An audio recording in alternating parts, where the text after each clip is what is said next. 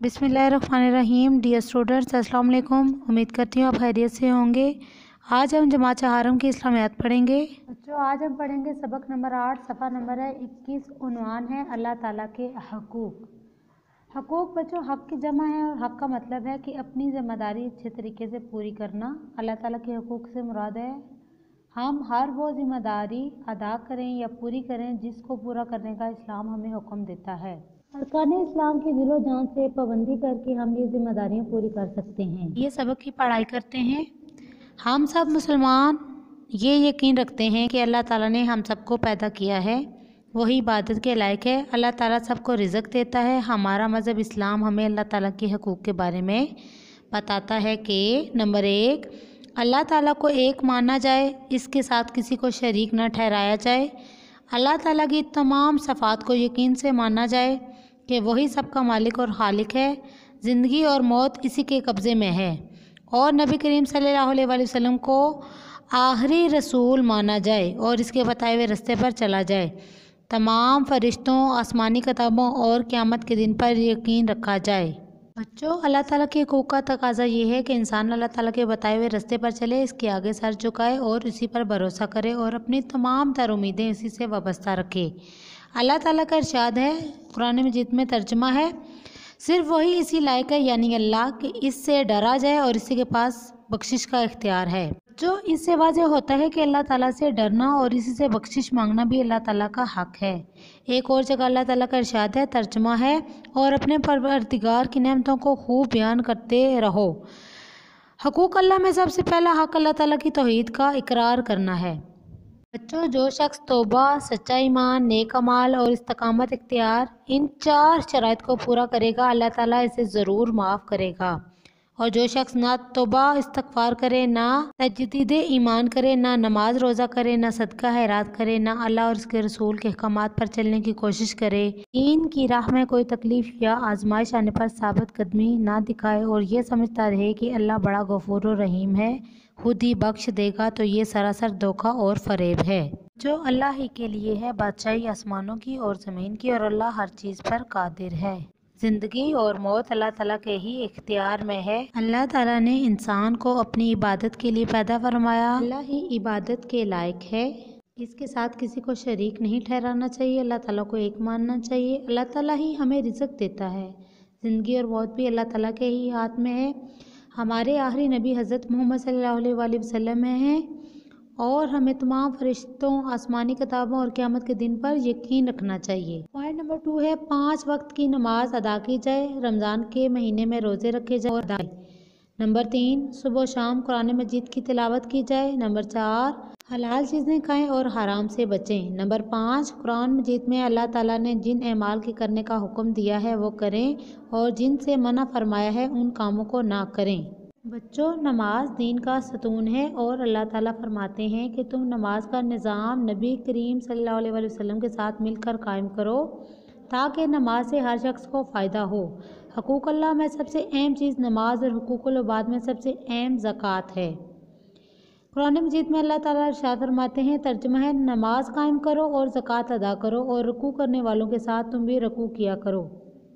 रमज़ान के महीने में रोज़े रखने चाहिए। रसूल सल्लल्लाहु अलैहि वसल्लम ने फरमाया, रोज़ा गुनाहों और शैतान से डाल है जब तक वो इसको फाड़ ना दे। यानी रोज़े की हालत में गुनाह और शैतान हमसे दूर रहता है और जब तक हम रोज़ा नहीं खोल लेते तब तक ये हमसे ये चीज़ें गुनाहों से हम बचे रहते हैं, शैतान से हम लोग बचे रहते हैं। हमें हलाल चीज़ें खानी चाहिए जिसका अल्लाह ताला ने हमें खाने का हुक्म दिया और हराम चीज़ों से हमें बचना चाहिए। बच्चों, हमें ऐसे काम करने चाहिए जिसके करने का अल्लाह ताला ने हुक्म दिया और जिन कामों से मना फरमाया उन कामों से मना होना चाहिए।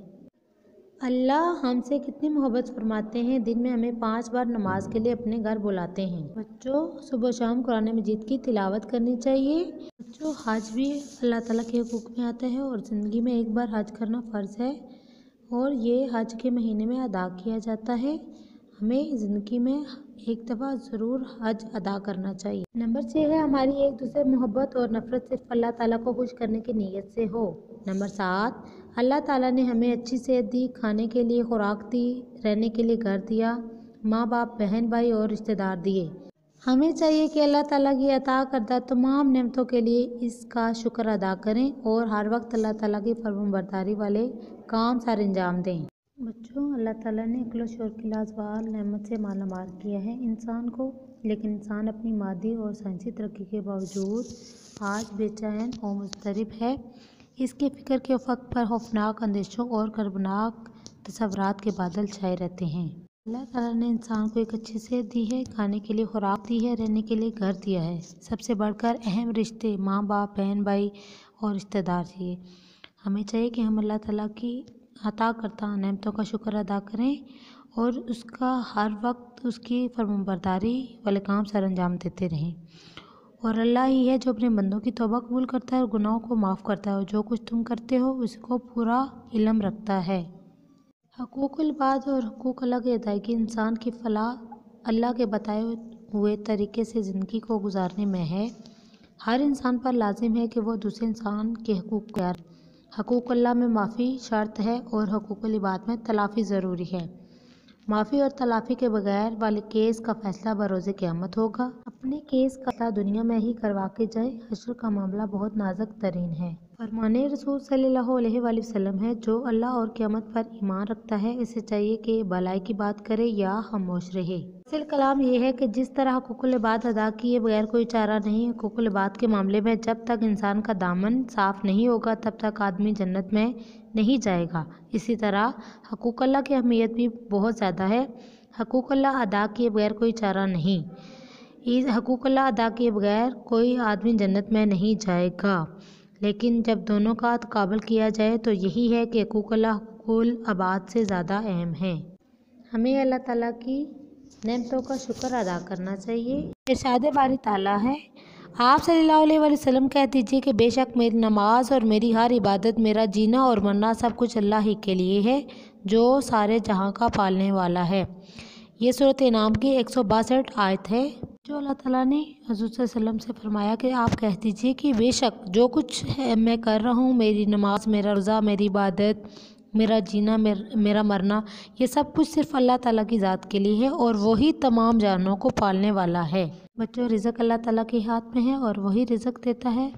ہمارا جینا اور مرنا صرف اللہ تعالیٰ کی ہی ذات کے لیے ہونا چاہیے۔ حق تمام حقوق سے زیادہ ضروری ہے اور سب سے اہم ہے کہ اللہ کا حق یہ ہے کہ ہم صرف اللہ ہی کی عبادت کریں اور اس کے ساتھ کسی کو شریک نہ کریں۔ اللہ وہی ہے جو اپنے بندوں کی توبہ قبول کرتا ہے اور گناہوں کو معاف کرتا ہے، اور جو کچھ تم کرتے ہو اس کا پورا علم رکھتا ہے۔ صفحہ نمبر ہے 22، مشق ہے اللہ تعالیٰ کے حقوق کی۔ سوال نمبر 1 ہے، سوالوں کے مختصر جوابات ہیں۔ سوال نمبر 1 ہے، اللہ تعالیٰ کا ہم پر سب سے پہلا حق کیا ہے؟ جواب ہے، اللہ تعالیٰ کا ہم پر سب سے پہلا حق یہ ہے کہ اللہ تعالیٰ کو ایک مانا جائے، اس کے ساتھ کسی کو شریک نہ ٹھہرایا جائے۔ سوال نمبر 2 ہے، ہمیں دوسروں سے تعلقات میں کیسی نیت رکھنی چاہیے؟ جواب ہے، ہماری ایک دوسرے سے محبت اور نفرت صرف اللہ تعالیٰ کو خوش کرنے کی نیت سے ہونی چاہیے۔ سوال نمبر 3 ہے، اللہ تعالیٰ نے ہمیں کیسی چیزیں کھانے کا حکم دیا ہے؟ جواب ہے، اللہ تعالیٰ نے ہمیں حلال چیزیں کھانے اور حرام سے بچنے کا حکم دیا ہے۔ سوال نمبر 4 ہے، اللہ تعالیٰ کی نعمتوں کے لیے ہمیں کیا کرنا چاہیے؟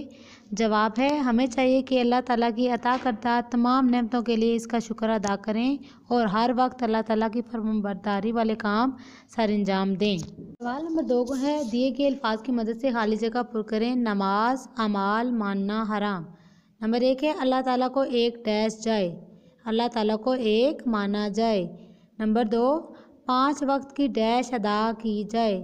5 وقت کی نماز ادا کی جائے۔ نمبر 3، حلال چیزیں کھائیں اور ڈیش سے بچیں۔ حلال چیزیں کھائیں اور حرام سے بچیں۔ نمبر 4 ہے، قرآن مجید میں اللہ تعالیٰ نے جن ڈیش کے کرنے کا حکم دیا وہ کریں۔ اللہ تعالیٰ نے جن اعمال کے کرنے کا حکم دیا وہ کریں۔ سوال نمبر 3 ہے، کالم میں لائیں نبی کو آخری رسول مانا جائے۔ نمبر 2، قیامت کے دن پر یقین رکھا جائے۔ نمبر 3، صبح و شام قرآن مجید کی تلاوت کی جائے۔ 4 حلال چیزیں کھائیں اور حرام سے بچیں۔ نمبر 5 ہماری ایک دوسرے سے محبت اور نفرت صرف اللہ تعالیٰ کو خوش کرنے کی نیت سے ہو۔ جو آج ہم نے اللہ تعالیٰ کے حقوق کے بارے میں پڑھا، امید کرتی ہوں آپ کو اس کی سمجھ آ گئی ہوگی۔ انسان کو اپنی عاقبت سنوارنے کے لیے اچھے اعمال کرنے چاہیے۔ بچوں، آپ نے اپنا اور دوسروں کا خیال رکھنا ہے۔ اللہ حافظ۔